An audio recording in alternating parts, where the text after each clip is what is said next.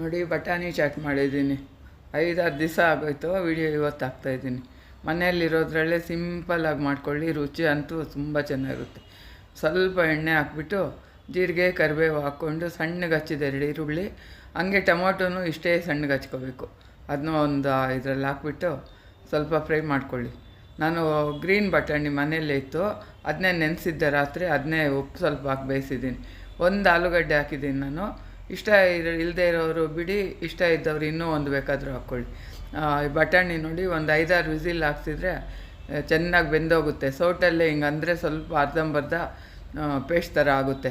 ಒಂದೊಂದು ಸಿಕ್ಕಬೇಕು, ಒಂದೊಂದು ಹಂಗೆ ಇರಬೇಕು.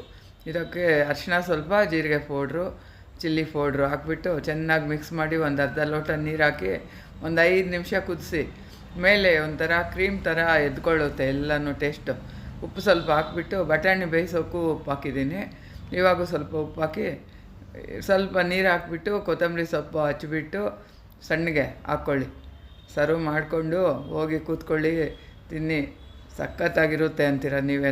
ಇದನ್ನು ಒಂದು ತಟ್ಟೆಗೆ ಹಾಕ್ಕೊಂಡು ಸಣ್ಣಗೆ ಹಚ್ಚಿದ ಈರುಳ್ಳಿ, ಟೊಮೊಟೊ, ಕೊತ್ತಂಬರಿ ಸೊಪ್ಪು, ಅರ್ಧ ನಿಂಬೆಹಣ್ಣು ಹಿಂಡ್ಕೊಳ್ಳಿ. ತುಂಬಾ ಚೆನ್ನಾಗಿರುತ್ತೆ ನಿಂಬೆಹಣ್ಣು ಹಾಕೋದ್ರಿಂದ. ನೀವು ತಿನ್ನೋರಾದರೆ ಸೇವ್ ಕೂಡ ಹಾಕ್ಕೊಳ್ಳಿ. ವೆಯ್ಟ್ ಲಾಸ್ ಮಾಡೋರಾದರೆ ಬೇಡ. Like, share, subscribe and follow ಮಾಡ್ಕೊಂಡು ನೋಡಿ.